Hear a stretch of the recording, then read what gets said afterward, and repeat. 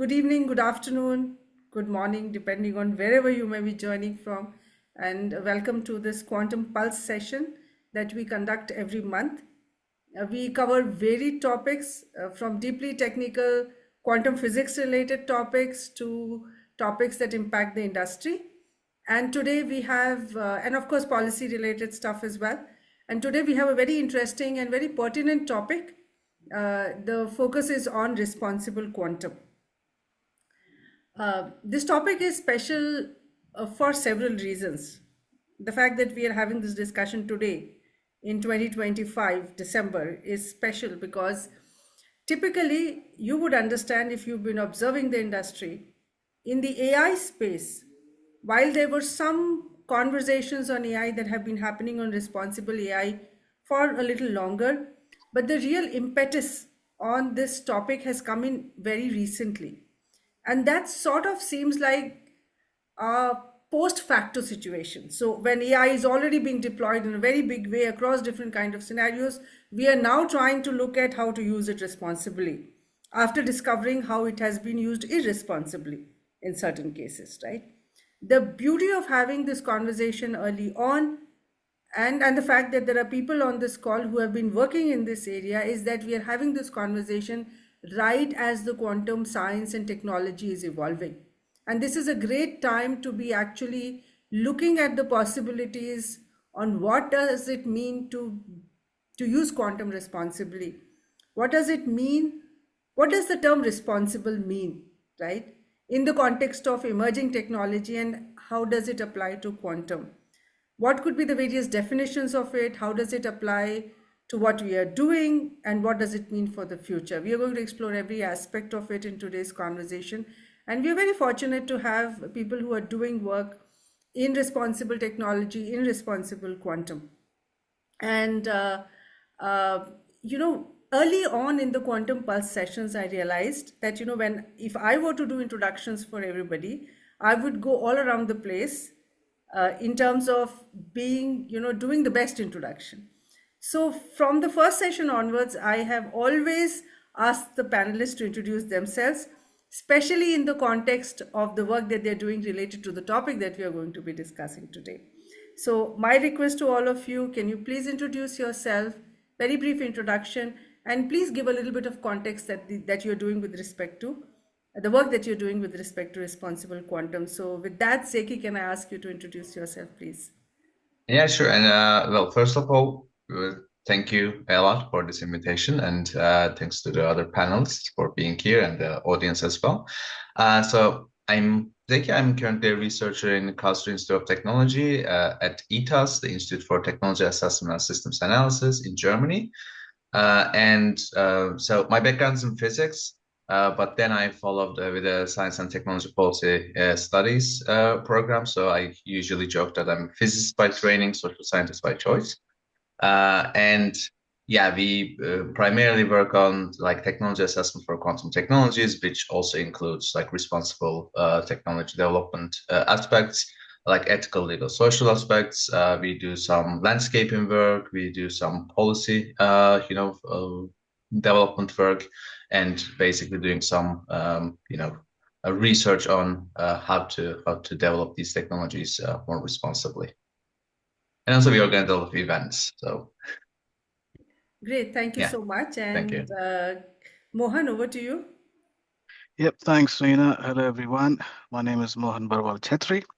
I'm a principal research scientist at CSIRO, which is Australia's National Science Agency.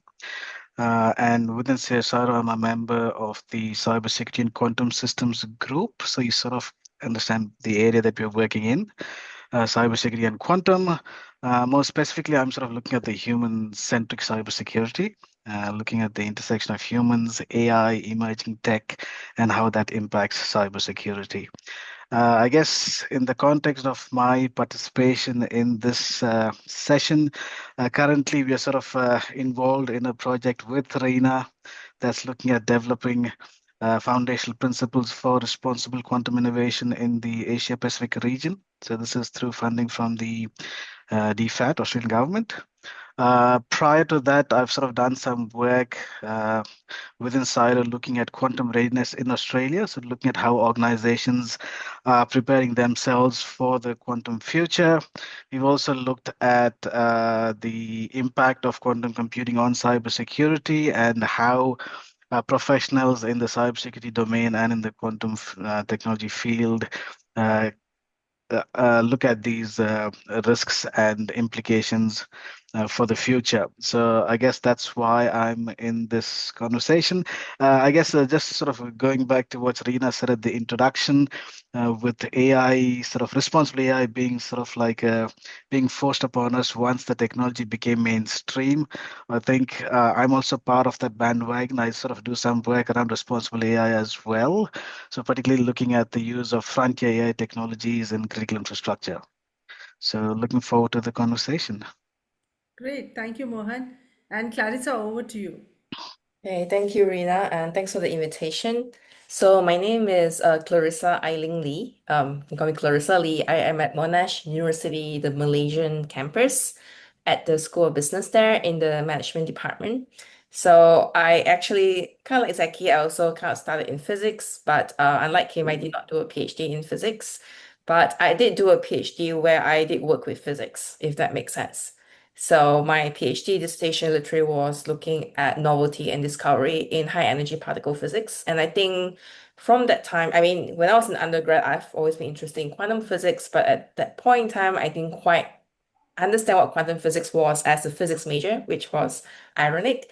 And I was only came to quite understand more what quantum physics was when I was a humanities PhD, working on the intersection of philosophy, physics, as well as media studies as well. And I think from that point onwards, I've always been interested in looking at genealogies of technologies and genealogies of scientific knowledge, particularly in the physical sciences. Of course, that went all the way back to my former life as well. So, and I have actually directly been working. I've been indirectly working on issues relating to responsibility, even though it wasn't quantum in the beginning. I started actually, after my PhD, I went backwards and started looking at nuclear instead. I mean, I know it says kind of weird to say went backwards, but I kind of went back to the kind of like the starting point for all this, which was nuclear, right? For me, nuclear and quantum actually grew up at the same time, but the technologies reached maturity at a different point in time. So, and of course, coming from an emerging economy, that was also a very good starting point for me to really understand risk, understanding technological adoption, especially for technologies that are associated with high risk and which also are considered very black box by a lot of people. And let's say that's the same for quantum as well. And it's interestingly that because I'm in Malaysia right now, that I actually see a revival of interest in nuclear tech, as in like nuclear energy, around the same time as there's growing interest in quantum. So I don't think this is coincidental. And of course, like as what Mohan was just saying, right, AI actually has been that so-called emerging technology that actually has been emerging forever. I mean, it's emerging for past 100 years. But I think it came to fruition and became more popular and publicly visible because of Gen AI, obviously, right? And Gen AI has now got created new interest in general artificial intelligence, even though that was something that actually pre-existed Gen AI. And now we have conversations around conversational AI as well and then agentic AI. And of course, as Mohan was saying, there's quantum AI, right? So AI generates its own buzz, quantum creates its own hype, and then quantum AI will create its own. I'm not sure what it's going to look like at this point. It's going to look Okay. like a real Leviathan. Yeah, it's going to be called like a huge chimeric entity. So yeah, for instance, of responsible quantum tech, I came to it directly probably about 2 years ago, drawing from my previous work that I did actually on digital technologies, nuclear, and more recently, also looking at AI as well. But I'll say it actually started way back from my undergraduate days, and then went on to when I was doing my PhD and always wondering about how technologies transform, and not just transform it itself, but also transform society. Sure. Thank you. So thank you for the introductions. I'm going to now jump into the questions. So while I don't know if there is a perfect definition for what is responsible quantum. And therefore, I'm going to ask each one of you to say, what does the term responsible quantum mean to you? And which aspect of responsibility is most important to you and your work? Right? Because there are many aspects to responsibility. Mohan and I are working on a framework, and we are realizing that responsible can have many definitions, and we are doing that definition, but we would love to know for the benefit of the audience. So for example, Zeki, would you tell us a little bit about what does responsible mean for you, and which aspect of responsibility you think is most important? Yeah, thank you. So, as you said, there are many definitions, and also I kind of like I think that it's also good that it's a bit malleable, like we can play with it a little bit. So one definition I kind of like is Mira Bowens. She says it's responsible quantum computing means quantum computing that is aware of its power and consequences. It's good. Another one we use very like especially for presentations. It's like think about like there are those people who primarily focus on the benefits. There are those people who primarily focus on the risks. But like any technological development comes with benefits and risks, and benefits and risks are not distributed equally. So like there are certain groups might be impacted by certain benefits more. Certain groups might be impacted by certain harms more. So like responsible technology development basically means for us that being aware of all these, intricate and complex relationships, and trying to like create like this balanced approach between, risks, benefits, who gets the, benefit from it, who is, offloaded as risks of this development. And maybe one final thing is, especially from my side, I'm really interested in bottom-up approaches, but responsible technology development has both top-down and bottom-up approaches, and they need to be done simultaneously. So, like if you just focus on bottom-up, then at some point politics intervene, and then like all of your gains can be removed by certain policy decisions. But if you only focus on top-down, then you don't have the communities on your side, and you will have very like difficult time in implementing any of the solutions you come up with. So like I think it's both ways. Great. So, since I have a question, I'll ask it right now. It's very relevant to ask it right now so that people remember it. You talked about bottom up and top down approaches. If I look at a bottom up approach, while you will have the community on your side, if you do that, there is also this whole possibility of having the community getting fragmented by different viewpoints, right? Because we've seen that happen in the past in different aspects of technology adoption. So, how do you do you think that is a significant challenge? And if yes, how are you addressing it, or how do you want to address it?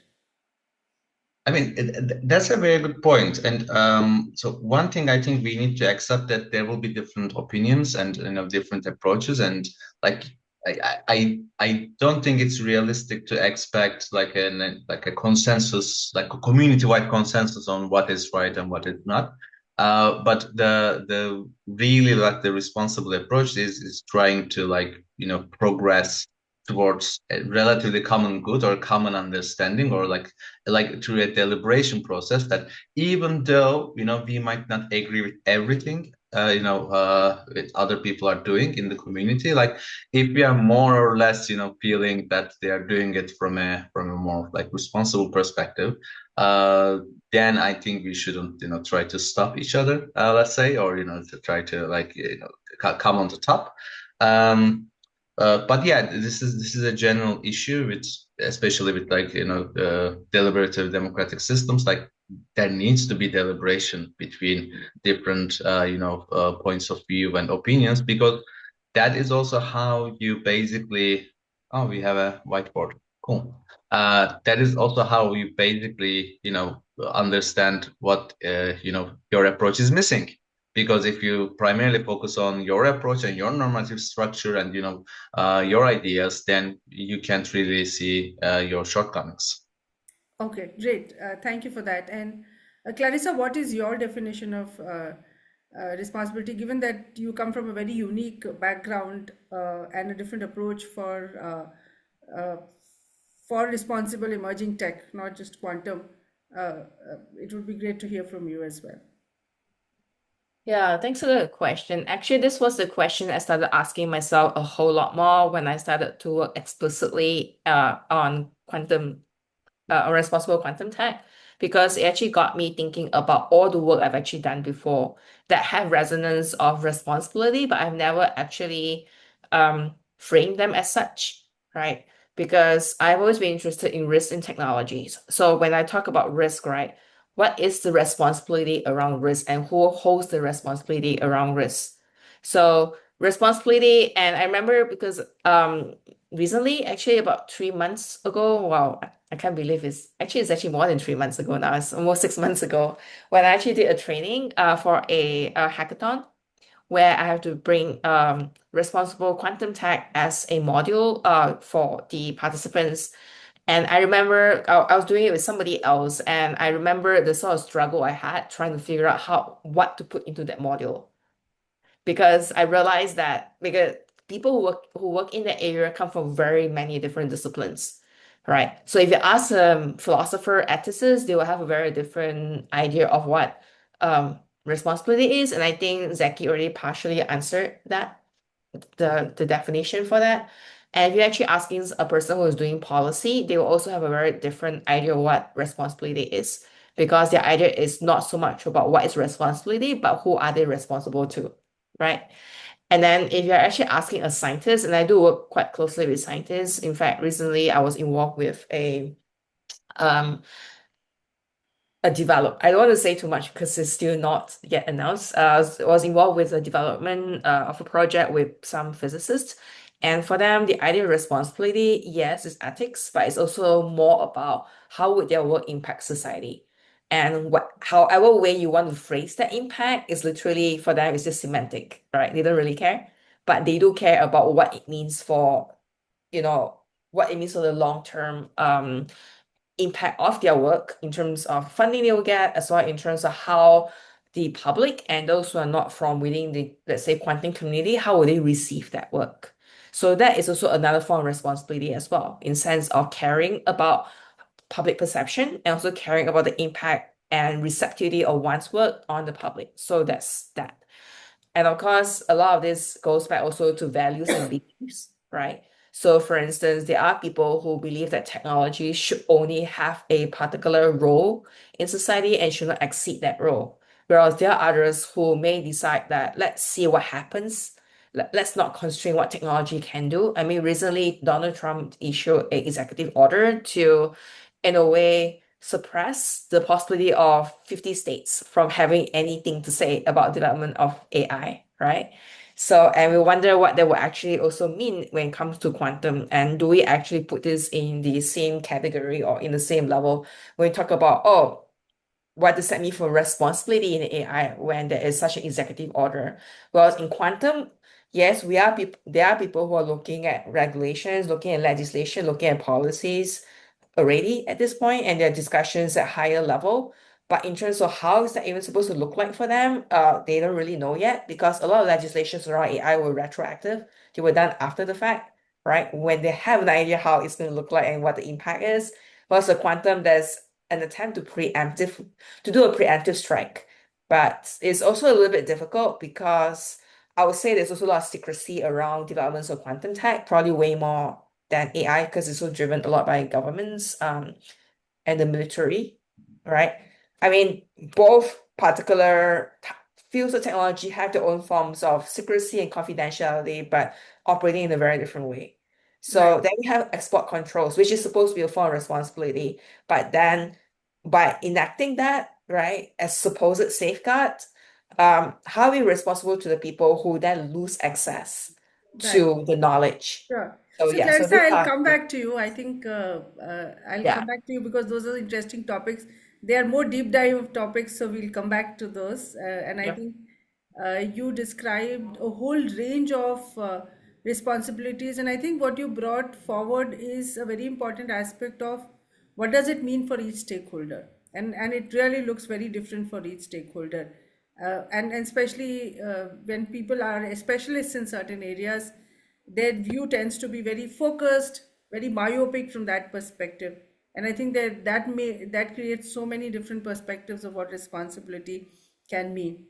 And I think Zeki earlier talked about this top down and bottom up approach, and this is a perfect time to now bring in Mohan, because the project that is being worked upon, which CSIRO and QETCI are working together, and maybe Mohan, you can talk about this top down approach that is there in this, or whatever perspective we want to bring in on the various aspects of responsibility that a framework could have in this case, right? What does it mean for you and this project? So maybe just before you talk about our project, I'll talk a little bit about responsible quantum and maybe one step back, responsible innovation in general. Sure. And within CSIRO, we've actually recently finished a strategic multi-year initiative called the Responsible Innovation Future Science Platform. And the primary sort of reason behind that multi-year initiative was that as Australia's national science agency, we are sort of working at the forefront of emerging research technologies. And we are sort of solving some of the biggest challenges that Australia faces as a country. So, we're sort of looking at food security, we're looking at clean energy, we're looking at health and how we sort of use science to improve health. How do you build resilient environments? And ultimately, how do you sort of secure the country and the region, right? And so essentially, all the work that we do and all the future science and technology that we deal with, the objective is to deliver something that benefits society as a whole. So responsible innovation is delivering socially responsible science and technology that creates a better future for everyone. I think and so that can then be applied to the responsible AI, responsible cyber, responsible quantum, responsible something else, right? Now, so that's the sort of I guess, the view that CSIRO takes as a whole on this whole notion of responsible innovation. So, and what's important, I guess, with response innovation is that it's a participatory process. You involve all the stakeholders. You sort of include them in the decision making. It's not sort of, certain stakeholders make all the decisions and then the others have to agree with it. And so when you sort of innovate responsibility, there's the opportunity for all stakeholders to participate in this process. So this can be the technology developers, the end users, the policymakers, research and academics. So all of the general communities, so all of them can understand what are the potential impacts of the technology that's being developed, and then influence how it can help shape the future. And this applies quite nicely with quantum, where if you sort of think about the innovation cycle, I think we are still at that stage where we have the opportunity to influence decisions, because quantum, particularly quantum computing, is still not yet mainstream technology. And so, we can sort of learn lessons from what we did with AI, where the technology became mainstream overnight and people are scrambling to try to figure out how to use the technology responsibly. Whereas with quantum, we have that opportunity where we can start thinking about what are the benefits of quantum, what are the risks associated with quantum, how is it going to impact society? How can we use it to benefit society, and how can we sort of, I guess, to some extent, prevent the negative impacts of the technology? Now, coming back to the project that we're currently working on, which is sort of, I guess you sort of say this is the top-down approach, where what we're doing essentially, and I guess for the benefit of the listeners, we are sort of looking at the work that's happening across the globe, I guess, around responsible quantum, looking at what are the different approaches that other researchers who are working in the space are doing around responsible quantum, trying to learn or trying to sort of get all the good points of those approaches and sort of put them together and create this new framework that can benefit the region as a whole. But then I think when you talk about sensitive technologies like quantum, you just don't look at, okay, these are I guess, the advantages, these are the disadvantages. You also sort of look at the regional context. And there's different sort of factors that come into play when you think about, the Asia Pacific region. You've got different players, you've got different groups of, I guess, groups of countries that work together. So you've got sort of the geopolitical sort of considerations. You've got the size of the economies involved, and so all of these have to be taken into consideration to make sure that the benefits are shared across all nations, but then at the same time, you want to make sure that countries work in ways in ways that can sort of I guess develop the technology, but do so in a responsible way. And so what we're doing in this project, we sort of developing a framework essentially which is driven by values. So values that we want to sort of achieve as a nation, as a society, as a group of nations, as a region. And then we sort of try to map those values into sort of principles and concrete actions. And these actions can then be sort of attributed to the different stakeholders in the quantum ecosystem. And of course, then we sort of apply that regional sort of lens to sort of decide, okay, which actions are appropriate for which collectives of countries. And then, so the idea is then once you sort of come up with this framework, we then sort of present this to the different stakeholders to get their feedback on it. And so currently what we're doing is you're sort of drafting that framework and you sort of got a version of it ready. Once that's sort of more stable and mature, then the idea is to sort of then take this to the relevant stakeholders, both in Australia and in India, and get their feedback on what we've proposed. And then based on that feedback, we're then sort of going to refine this framework. And hopefully we sort of do this iteratively, and then at some point we make this available for everyone to sort of use and extend and work on. Yep. So And I we'll guess also that's be taking feedback from stakeholders from outside these two countries. outside. Yes. Yes. So we are Thank, most thank you. likely to get Thank you back very to much. our fellow panelists also for their viewpoints. That is Yep. very likely to happen soon. Yeah. Thank you. So I think once we've, sort of thrashed around the definition of responsible quantum, and Mohan, you mentioned the quantum ecosystem, right? You just brought up the concept of the ecosystem. And I think since this is a nascent and evolving technology area and evolving very, very rapidly, and there is differences in how progress is happening in different parts of the world, also in terms of the kind of investment that is happening in different parts of the world. So this is a question open to all of you. uh, One of you or all of you can answer this. Is what is your comment on the state of the quantum ecosystem and its stages? At what stage is the ecosystem? How is it different across the world? And how does that impact us when we try to have a global conversation on responsible quantum? Anybody wants to take this? Anybody? Okay. You can go first. Okay, sure. So, I mean, it depends because like right now, I mean, there's an issue that goes beyond quantum, right? Because like we are going through this relative period of deglobalization according to some, or a reshifting of globalization according to others. So like building on that, we don't really know what will happen in the next 20 years. Will there still be a relatively free trade order? Will there be more protectionism? What will be its impact on technology development, especially on higher added value stuff? So I think there's a lot of uncertainty that's going on. And this is not a quantum issue. This is not an AI issue. That's a general geopolitical issue.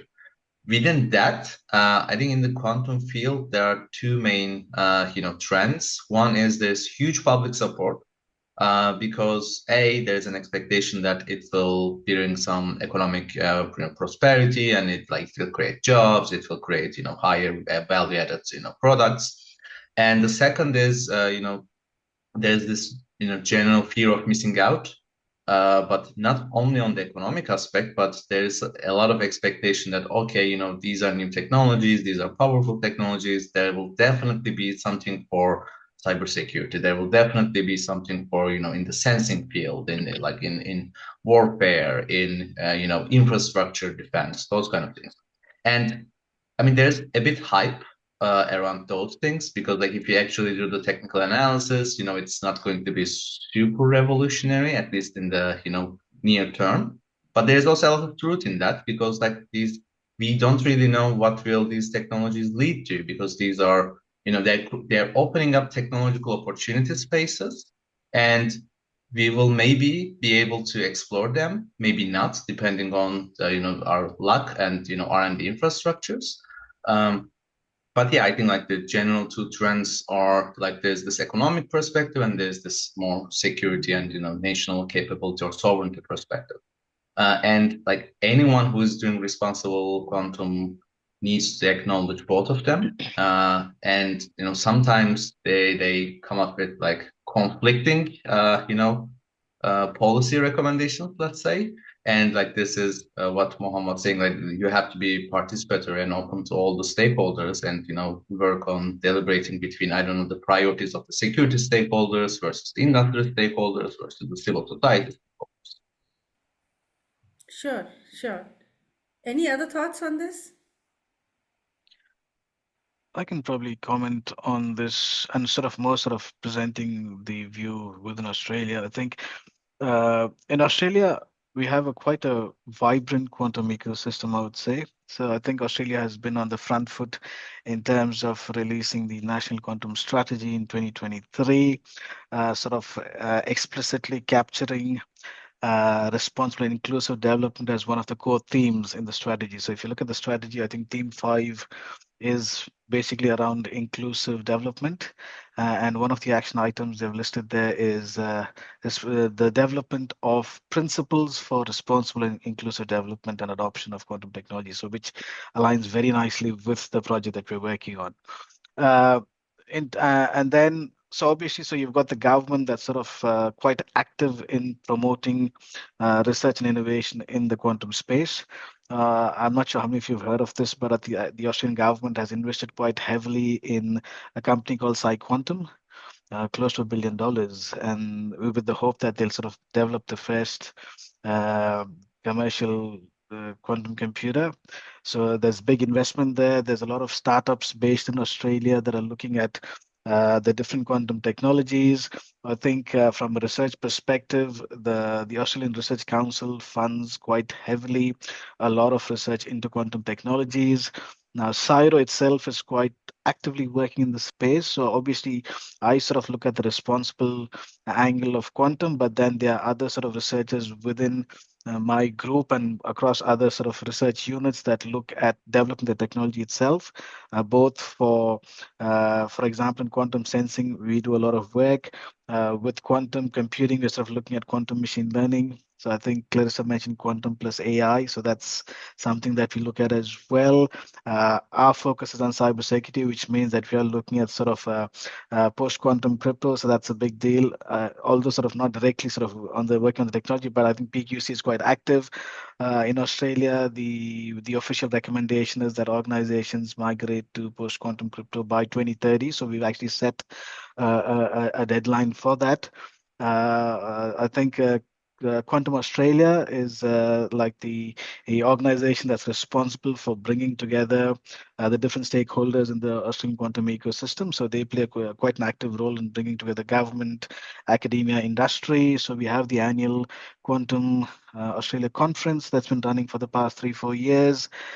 We've got sort of I guess government funded sort of initiatives. For example, the project that we are working on that's between Australia and India.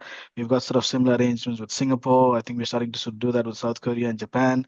So basically, there's a lot of activity that's happening around quantum. So I think from that perspective, I would say that it's very vibrant. And I would say it's one of the rapidly maturing ecosystems across the world. But then I think in terms of the, I guess, size, Australia is still not a major player, right? So we are still sort of relying on some of the bigger players to sort of do the development, but I think we are punching above our weight. So I would say we've got a very vibrant quantum ecosystem. So maybe I could add, because as the ecosystem player entity, we sort of keep track of ecosystems. So for the benefit of the audience, we could say that, if you really want to look at the global picture, I think the US and China These are the two countries which have full supply chains or a very big portion of the supply chains within their own countries, right? Otherwise, the rest of the world is part of the global supply chain or the global value chain in some format. Europe is, of course, a cohesion combination of different nations. So there you can see a lot of elements of the supply chain also coming in as a European Union. But then India also, all the G7 countries definitely are doing something or the other in this space. If you look at bilateral and multilateral groups like Quad or the G7 or or NATO, you look at any combination, whether it is Asia Pacific or the world, there is quantum is on the strategic agenda of all of them. So if just by this definition you can make out that there is a whole lot of development that is happening in all the ecosystems. India also has a national quantum mission, and there are 4 hubs that have been announced. Funding has been released, development is happening. And India has committed, the national mission is committed 1 billion USD just for research and development, and there's a whole lot of money that is coming in from the private sector and the investment companies and so on. It is a newer ecosystem compared to the rest of the world, like the Western countries, especially India started. There was a lot of background research work that has been happening for years, but then the real impetus and focus came in just 4 years ago. So it's interesting that one of our companies recently closed Series A funding for 32 million USD, which is at par almost with the rest of the world for Series A funding for quantum, right? So I think that way the ecosystem is moving forward in a very fast way. In terms of responsible quantum, we seem to be doing the first project along with CSIRO.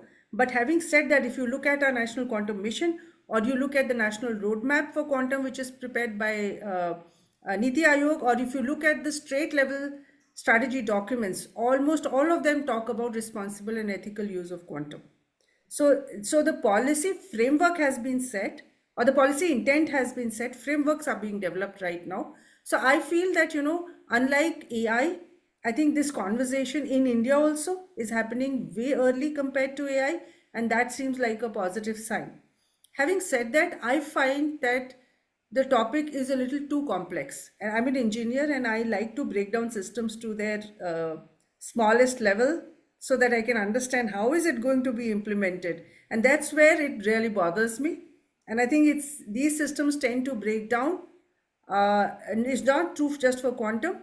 I think one of the challenges we have to solve in all of the technology, responsible technology discourse is, yes, strategy is great, guidelines, recommendations are great, but why does implementation break down? Do we miss the understanding of stakeholders? Do we miss out on how implementation needs to happen and so on, right?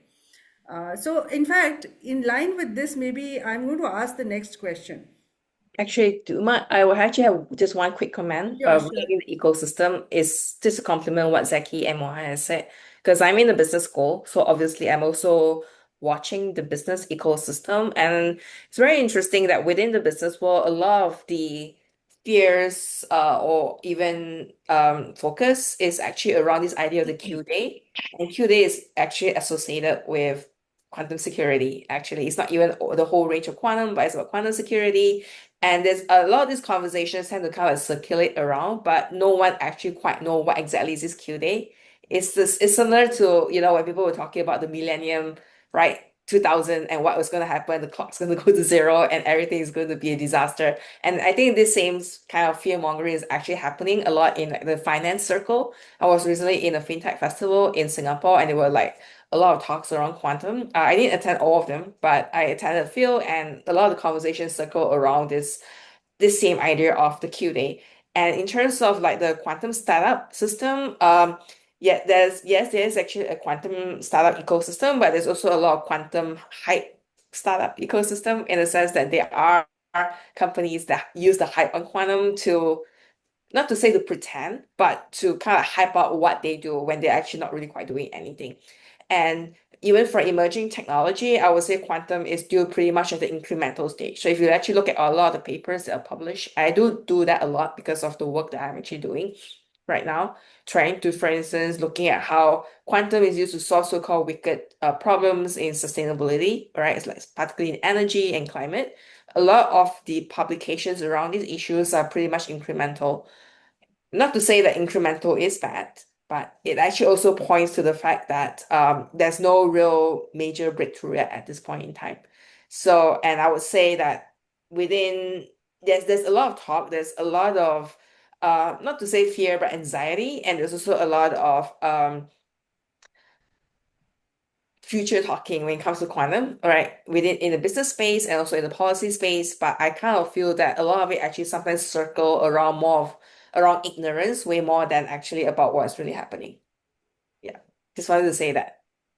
Okay, sure. I think there is a two. Now you've introduced a debatable topic, so we're going to debate on it.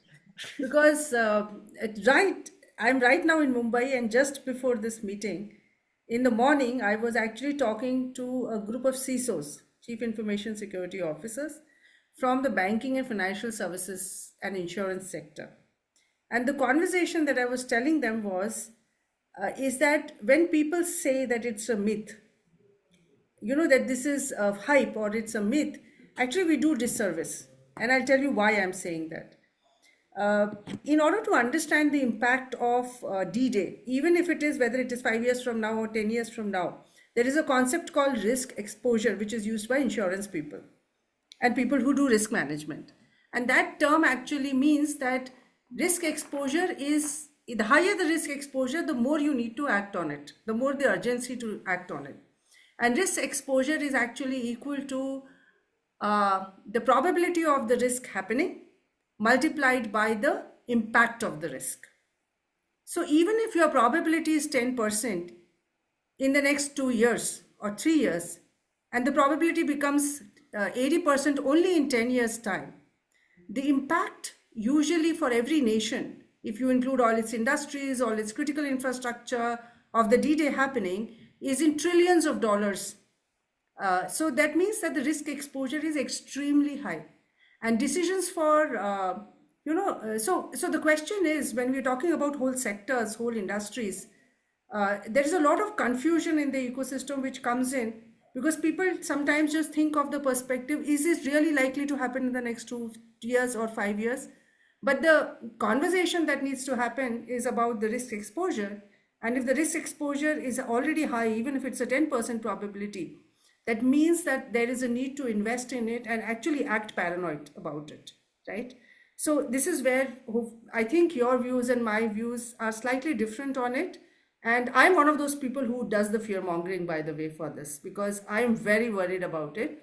And I look at this, I have done the calculation for the risk exposure for a nation like India, and I think the same is true for every nation. Similarly, if a company does a calculation of the risk exposure that they have, then the board is more likely to, sort of understand the kind of investment that needs to be made here. By the way, this is a perfect example of what we mean by responsible quantum and how, Zeki, opinions may be different on the ground. So if you take an academician and you take a person who comes from the business side, right? I am a technical person, but I have spent a way lot more time talking to boards and, looking at the risk management from a board perspective and what does it mean for nations and stuff like that. So we will see a difference in opinion, right? And for me, responsibility in this conversation is about taking a stand and investing in this. And I think from Clarissa's point of view, it's being irresponsible to fearmonger, right? So, and this is exactly how the ecosystem is right now. There is a variety of different opinions and a variety of different perceptions on what we should be doing and what we should not be doing. So I'm so glad, Clarissa, we are having this conversation because it really brings out the point of how there are differences in opinion. So in this environment, how do we reach a conclusion? And especially since, Zeki, you are working with communities, right? How do you drive consensus? And is there a single litmus of truth, right? Is there a litmus test for truth? How do we sort of go ahead and create more consensus in this space? I see this as one of the major challenges. I mean, just for an example, I was in a Delhi Defense Dialogue, and I was talking about what does it mean for defense sector, quantum. And right after me, a gentleman comes in and says, actually, quantum is hype. And then the next day, the US Department of War actually comes out is with 6 focus technologies which they are going to prioritize, which one of them is quantum battlefield intelligence, right? So now, what is to you having? So it's very interesting how this plays out on a daily basis. Over to you. Yeah, this has been a great example, and I think you're both right in the sense that there is a lot of people. There's a lot of people who hype. Like they basically there are people who lie, and just say, oh, in 2 years we will have this. Maybe there's already a quantum computer. Like no, but also there are people who are, I would say, overly cautious, especially on the academic side. They basically say things like, oh, yeah, this is 20 years away, or this is 30 years away. And this concept like skin in the game. So like if you're an academic and you want more research funding, then you don't really care what happens in 5 years that much. But if you want to sell your products, then overhype. So one thing that I would advocate for is just be aware of people's context and like their situations and like not just what is being said, but who is saying that and what are their like conditions for saying that. And on that front, like there's like that's also why I kind of push for like having a diversity of opinions. Because like when we were analyzing this Y2K issue, like the 2000 issue, like there are estimates that around 400 billion US dollars were spent on mitigating the risk, and maybe we could have just spent 80 billion. So like, that's quite a difference. But then when you speak with people who were like cybersecurity experts back then, their main argument is we didn't know what would be the actual impact, and we still don't know. This is a counterfactual. Like you cannot just say that, oh yeah, we should have spent only 80 billion because like 400 was overshot. But you don't know what would be the real impact. And like recently we have seen with like this Cloudflare issue or this Microsoft update issue, like when something in the cybersecurity chain actually breaks, it has a lot of impact. So, I mean, of course, we shouldn't advocate for very expensive and sometimes unnecessary solutions for everyone. But in certain aspects, like we need to be like I'm definitely against fear mongering, but I am for risk assessment. Let's put it like that. Yeah, that makes sense. Yeah, all right. Any thoughts on that, Mohan? Maybe just to add to the conversation. So I think, like I said, we sort of recently completed a study on quantum readiness. And the reports section are publicly available. And essentially, what we did in that study was it's multi-stage. So first stage, what we did was we sort of did uh, a landscape analysis. We're sort of trying to do a mapping exercise. You've got the sort of the main quantum technologies. You've got quantum computing, sensing, communication, and then you've got the different sort of sectors. And so it's sort of looking in the Australian context. And you're sort of trying to say, okay, based on the publicly available literature, white literature, gray literature, market studies, industry reports, we sort of say, okay, what are all the sort of different use cases that have been put out in the public domain by the different stakeholders? And how do they map to the different sectors? So we sort of did this mapping exercise. And what we observed was that most of the use cases were coming from the technology developers and the ones who sort of resell the technology. And there were sort of fewer studies coming from the actual end users of the technology. Right. So that was based on the sort of the literature analysis. And then we sort of did the interviews and a survey as well. And even there, one of the things that sort of stood out as one of the main sort of deterrents for investing too much into quantum was that organizations are still trying to figure out, okay, what's the main application of quantum tech for my organization, Right. right? And so they're saying unless there's something concrete or tangible, it doesn't make sense. There are other competing priorities where I need to invest money. And so True. there is a bit of a mismatch in terms of what the end users are expecting, what the technology developers, the technology providers are talking about, and which I think is normal. One selling and the other is buying. Right. So the seller is going to hype the product, and the buyers are going to be more cautious, right? And then you've got the sort of the third, I guess, the third key stakeholder in this sort of ecosystem is the government. I think from an Australian perspective, quantum technology is one of the critical technologies. So the government has sort of identified that as a critical technology that's that the government should invest in, and so they're sort of all in a sense. But then I think they've sort of done the right thing in terms of sort of setting up the strategy and sort of having the sort of I guess the boundaries set and say, okay, these are the responsibilities of the different stakeholders. This is what we should be doing. This is our next 5-year plan, 10-year plan. So at least that's sort of laid out, and so all the players know what the roles are. Right. Mhm. But in terms of matching the hype and the expectations, I think it's not just with quantum. I think it's with any technology. The only difference is that with quantum, maybe because we see this as a major disruptive technology, there's more hype and more sort of reservations. But the other thing I think we probably want to talk about is with all the use cases, we found that quantum computing has had the most number of potential use cases, but that's the technology that's got, in terms of maturity, we still don't know when that's going to happen. I think quantum sensing is a lot more mature technology, but then Absolutely. the hype around that is a lot less. But Right. that's where I guess the end users actually have more concrete use cases. So this is something I think. So this is where the different stakeholders have different perspectives, and they're in different stages of their thinking around quantum technology adoption and use. And this is something that I think, somehow this needs to be balanced. I guess there needs to be a way in which all the different stakeholders can come together and have sort of reach an agreement on how they should move forward. Right. And sort of taking this responsible approach is one way of bringing the different stakeholders together.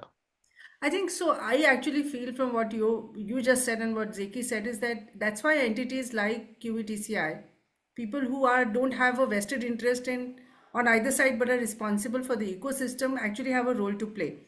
And one of the things which really strikes me is that in the last 1.5 years we've been focusing on quantum sensing in a big way. Why? Because we wanted to uplevel the conversation in that space, precisely for the reason that you said. That this was something which is near term. It's happening right now. There are more use cases, and it has been very easy to get the end user to have conversations Yeah.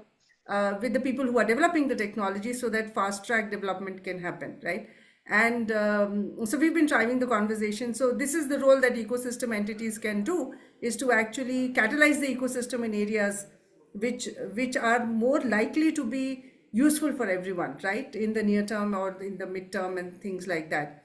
And I think the responsibility that does come up for the vendors, especially on the computing side, like you said, is that because many of these algorithms are so far off, right? I mean, in terms of the availability of actual qubits to be able to implement them, then when you compare that with the amount of flooding that has happened on teaching people uh, algorithmic development on their proprietary technology that the vendors are doing right now, and if you majority of the work across the world is happening on computing, and it is being driven by the computing vendors, and they flood the market by telling people you should learn this language and you should develop on top of it because this will make you an expert. And then they will come and say, oh, India has like 100,000 people who are trained in this technology. Not one of them is hireable, by the way, anywhere. Because right now the ecosystem needs people who can work on sensors. So I need these guys to be electronic engineers who also understand quantum. So, of course, the government has now introduced minor programs across in the and across undergrad programs where combinations can be taken by people to fill this gap, right? But in the industry, people are filling the gap themselves. They are, coming from the electronic side, and they're going ahead and doing special courses on quantum, and then they're learning on the job, and this is how things are proceeding. But the view that is being sold by the quantum computing vendors is an irresponsible view, if I can use the term, or not so responsible view in terms of what it means in the short term, medium term, and the long term. And I think this is the discrepancy that you guys were pointing out from a slightly different perspective in terms of availability of qubits and so on, right? So I think entities which are neutral, entities which can, sort of work with all the stakeholders, can definitely bridge the gap in many cases to, sort of get people to speak the same language when they sit in the same room, and make sure that anything which is too hyped, etc., can be, sort of brought to a level playing field in the conversation. Yes, Zeki, and I think the question I have in mind before you speak is that even in that scenario,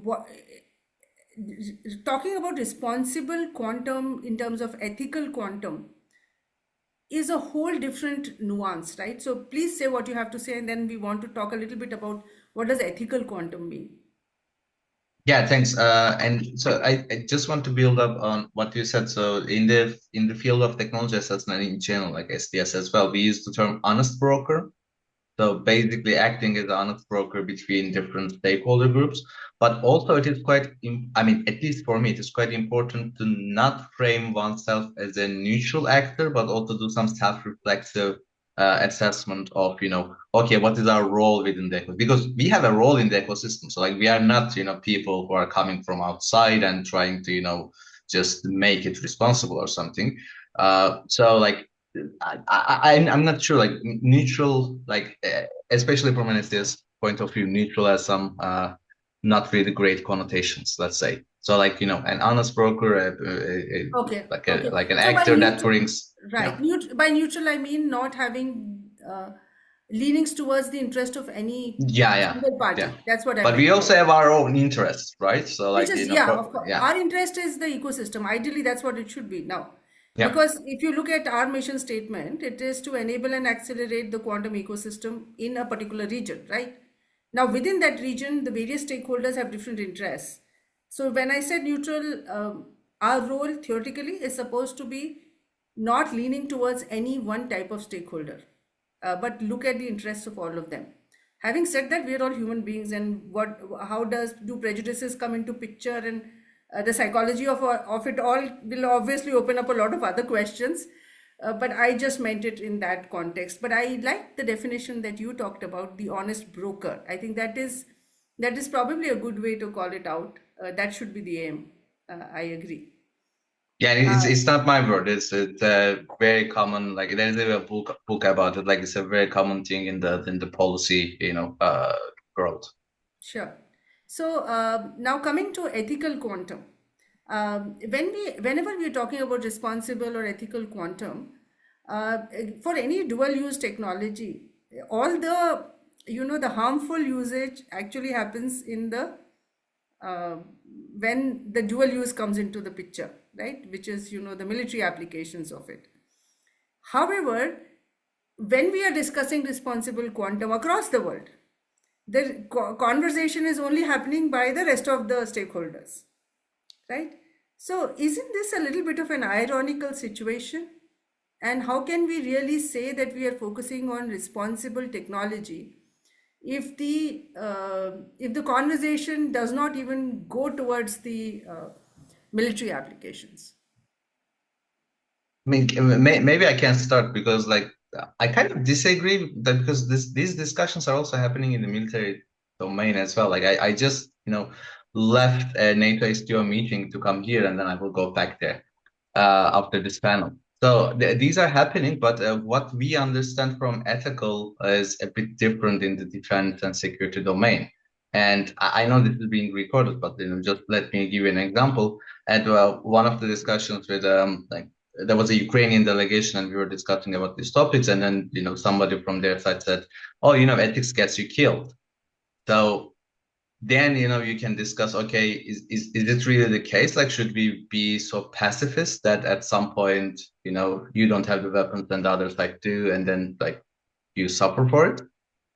So like this is again a discussion on the NATO in terms of like the values. So like it's not that the militaries don't have values. They have values, but they're a bit differently understood from an academic perspective.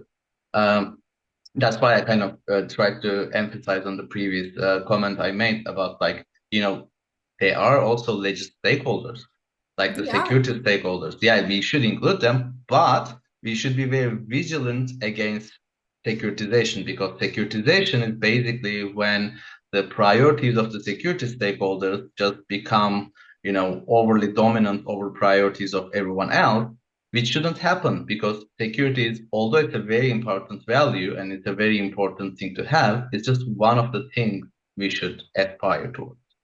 So it's like there should be, prosperity, there should be safety, there should be like the values that you also discussed in your project as well. Like there's a bunch of values, and you cannot just focus on security. So that I think in terms of like ethical, responsible quantum, the military and dual use side comes from there. Like we on the academic side, we need to acknowledge that they are very legitimate actors, but they also need to acknowledge that they are not the primary actors of these discussions. Which is true. I think at a theoretical perspective, that makes perfect sense, and I totally agree with you. But if we look at the way the wars have been panning out, what has been happening in the rest of the world, right?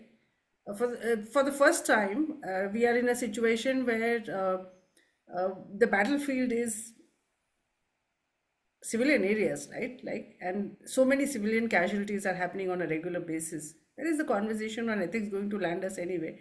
And I think it is. So we can have a theoretical discourse, but the way things are happening, there is seems to be a gap between the realities that the world is experiencing and this theoretical conversation on responsible use of technology, right? And honest brokers need to be powerful, honest brokers. They should have influence. They should be powerful, influential, honest brokers. In the international arena, there are no powerful, honest brokers left any longer, right? I mean, there are so-called broker entities which don't hold any power any longer, right? So I think maybe what the conclusion I can draw from this is that the shape and size or the makeup of these brokers in the international arena has to look different for any real conversation to really happen on the responsible use of technology in the security space. Would you agree with that?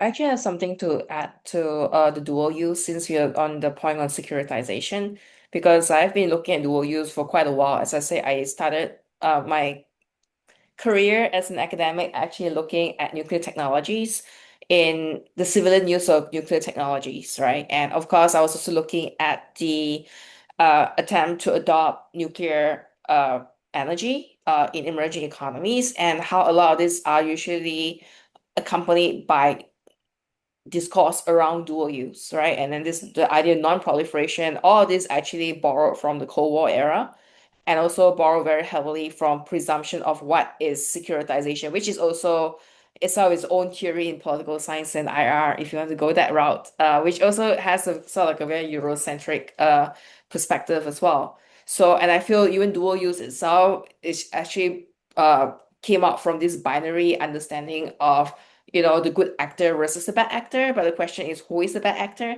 Who exactly is a good actor? Because I don't think this sort of binary can actually, I mean, this sort of black and white actually really exists in reality, because a good actor can also be the bad actor depending on whose context are we looking at this from.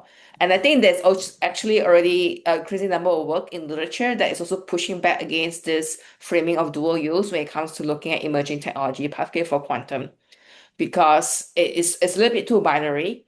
And for instance, if we were to disallow, for instance, certain number of qubits of computers to reach certain groups of people, right? It itself does not prevent the idea of dual use within this whole safeguard Cold War discourse in itself. But what it actually does is that it does hamper access and also hamper one's ability to kind of work with the technology creatively and also responsibly, because the idea of dual use and safeguarding itself already attempts to it's already actually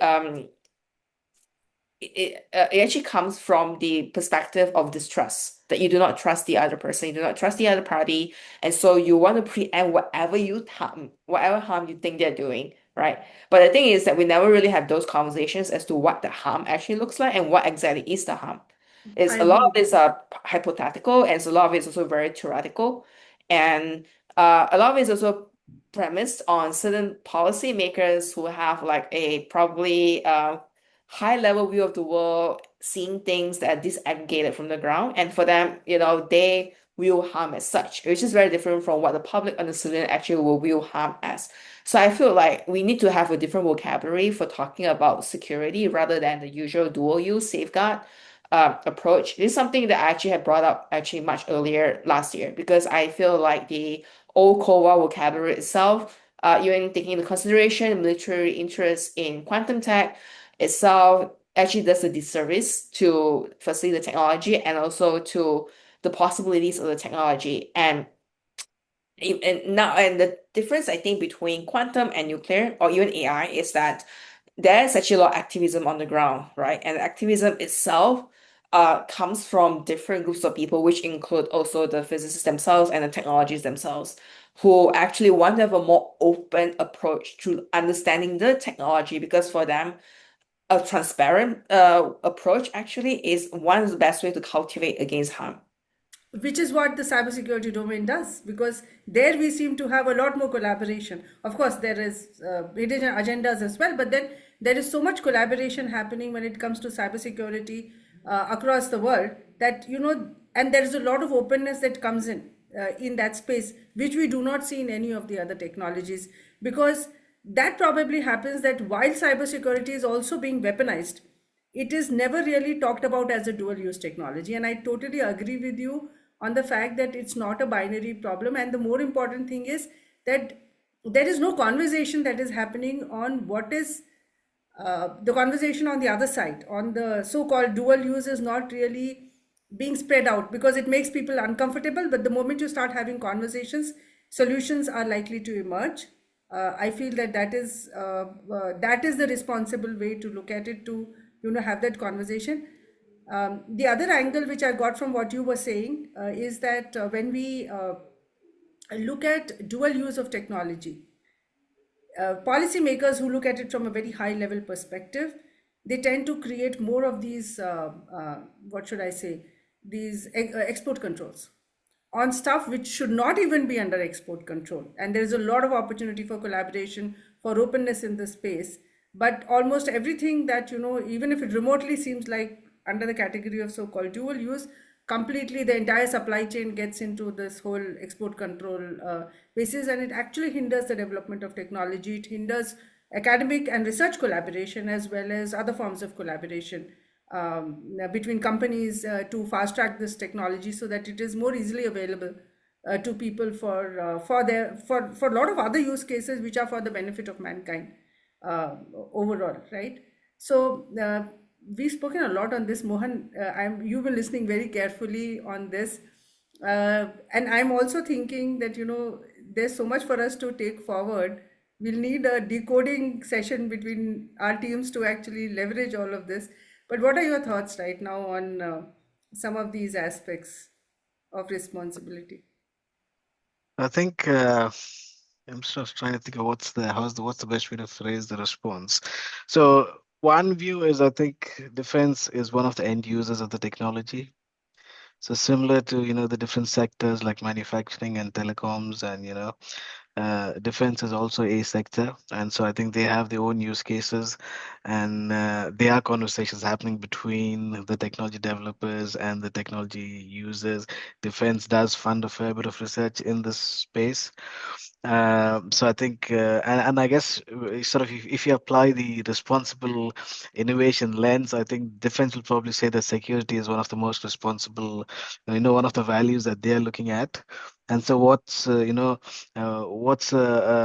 value that, so I guess depending upon the different stakeholders probably rate different values differently. So for them, for defense, security is more priority, whereas maybe for other stakeholders, inclusivity and equity and equal access to technology might be a priority for other stakeholders. And at the end of the day, I think uh, it's finding the right balance. Because especially these days, when you talk about, having sovereign technology and ensuring security in the sort of, competitive and world, I think the finding the right balance, it's not easy. And I think a lot of and even within, I think within countries, you have different views on this. You have activism at the ground level, people opposing certain ideas, other people supporting it. But that's, I think, it's not just related to quantum. I think it's related to any sort of disruptive technology, and the quantum is no exclusion.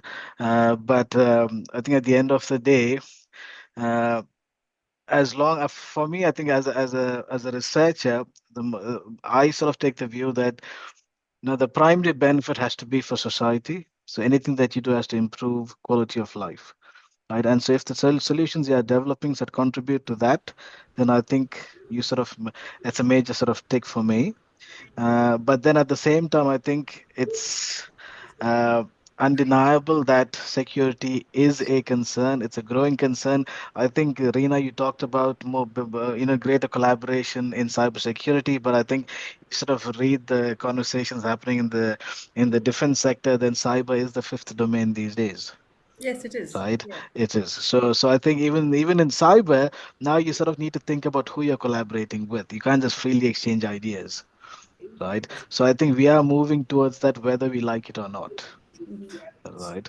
And I think, yeah, so it's something that we have to just deal with. And again, I think, yeah, probably they have sort of brighter minds than us who are sort of thinking about these sort of problems with serious implications for the world. I don't know about that. It's not a question of brighter minds, I guess. So, because what I've noticed is that conversation has to start everywhere. Like Zeki said, it is top down as well as bottom up. So, somewhere, if we are in the middle, we also should be having this conversation. And who knows what conversations spark what ideas, right? And also, some of these conversations, for example, are giving me insight into the project that we are doing, right? In terms of how stakeholder views are going to emerge. There are some new understanding that is getting built. So that is going to be very useful for us, and some of the challenges which we are going to face when we do stakeholder consultation are becoming very obvious to me now, right? Because of the different kind of viewpoints that are going to come Yeah, yeah, yeah. towards us. Yeah. Um, uh, let's talk about implementation. When How is responsible frameworks going to percolate down? For example, when I look at AI, uh, so there is this whole concept of that AI should be transparent, right? You should know what the AI system is doing, where is it getting the data from, right?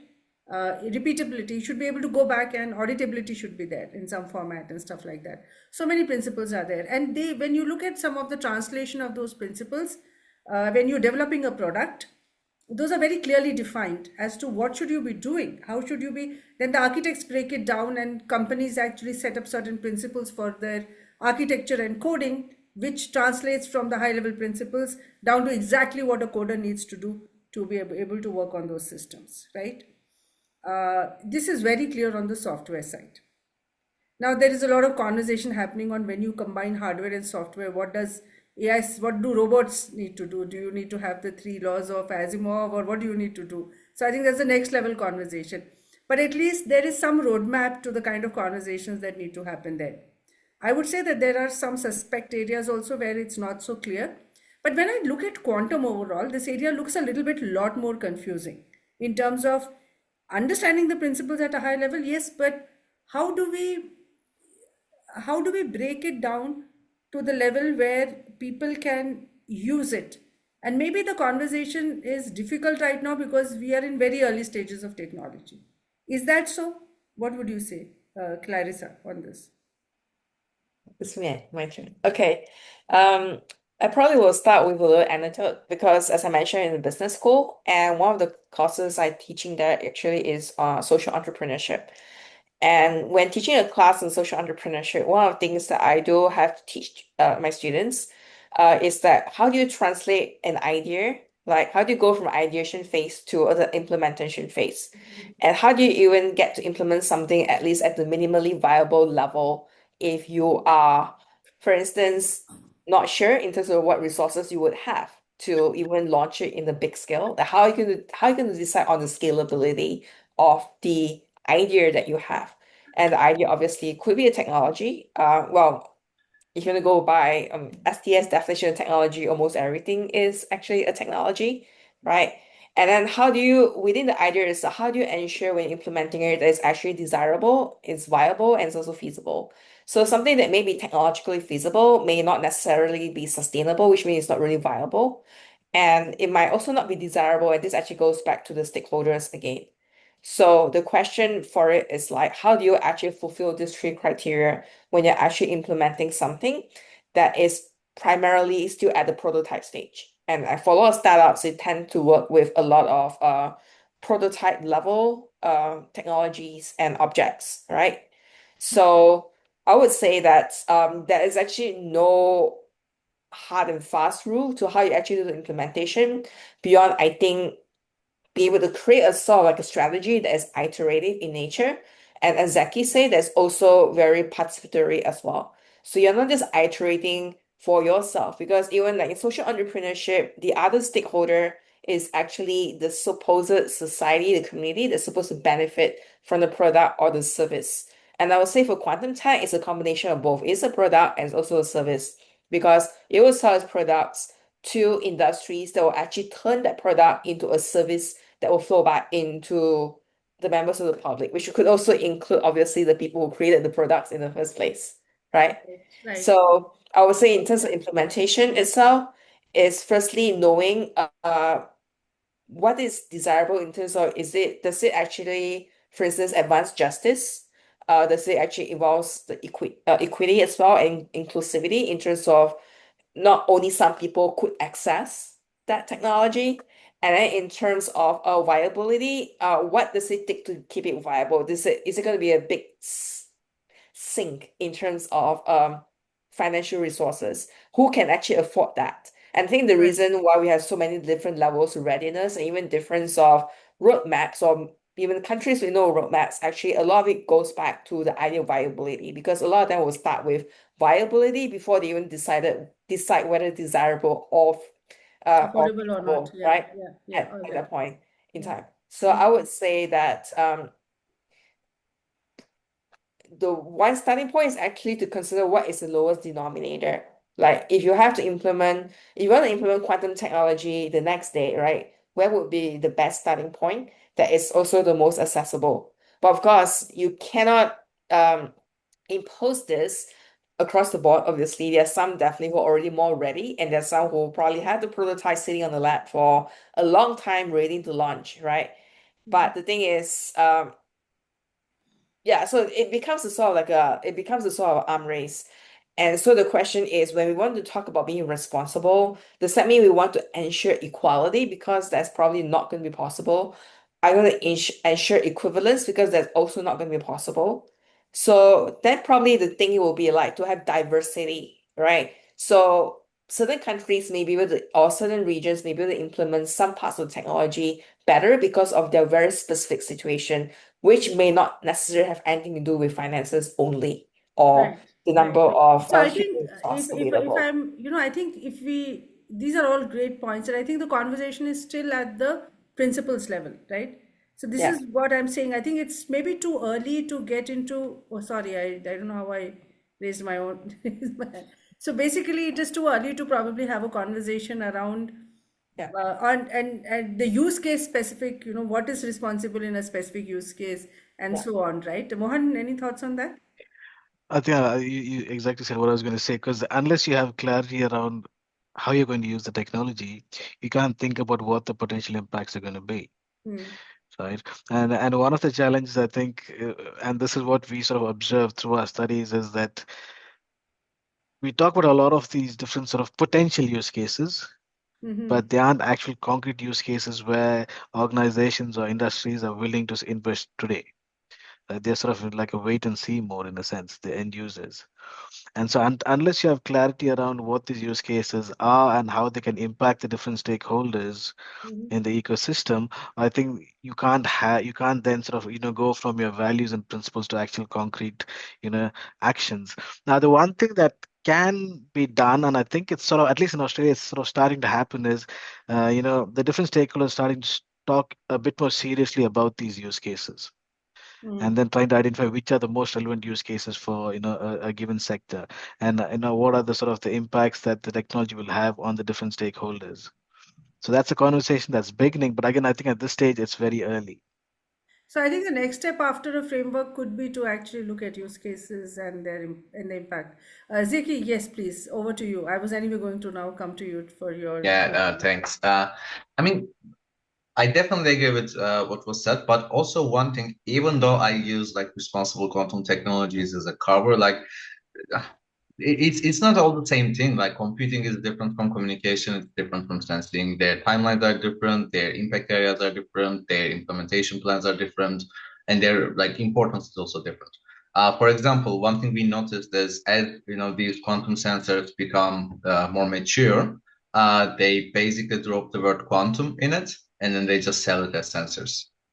Because when you sell something as a quantum sensor, it gives the impression that it is low TRL, it's definitely more expensive than So that, like in terms of this like maturation or the increasing quantum readiness, things might lose their quantum properties and become more classical, let's say.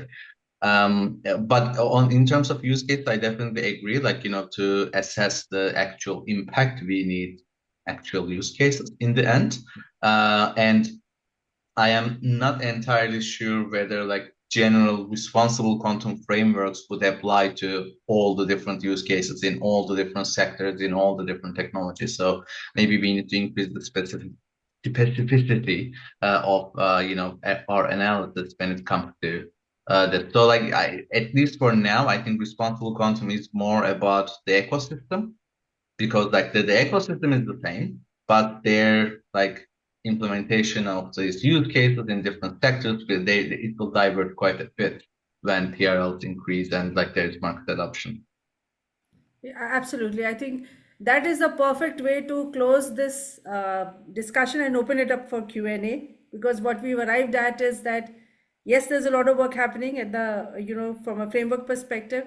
I think there is a need to now move to the next step, do a little bit of a deep dive, get more specific about it. And of course, we discussed a lot in between, so I'm not going to summarize. In the interest of time, we have around 15 minutes for just 10 minutes for question answers. So, questions from the audience. Anybody wants to ask a question, please raise your hand. Uh, enable your video and please start asking. Any questions?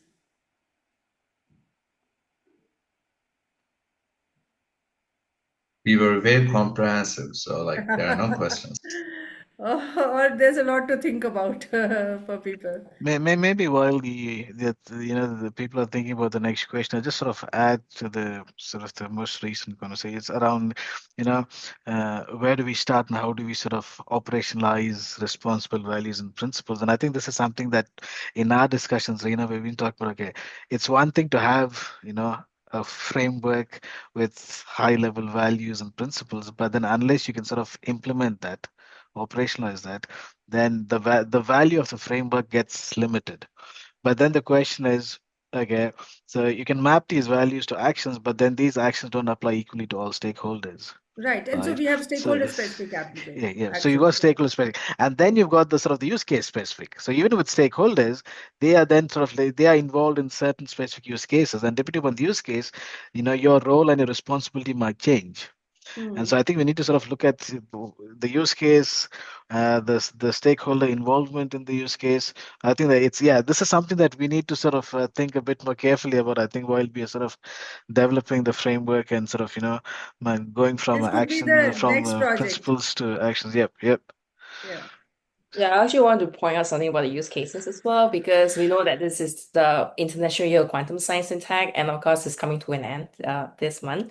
And because this is the International Year of Quantum Science and Tech, there have been actually a lot of hackathons. I think probably way more than you actually have in total across all the other years when quantum tech Right. rose to public consciousness.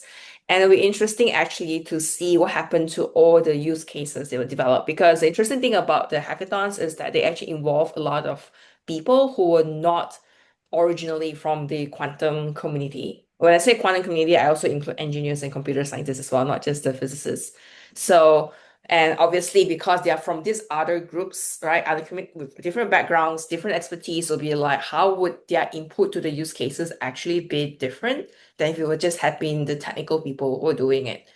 And obviously, responsible QD also kind of came up a little bit during this year because we were able to host events and also kind of like incorporate it into the other events that are not specific to responsible quantum tech.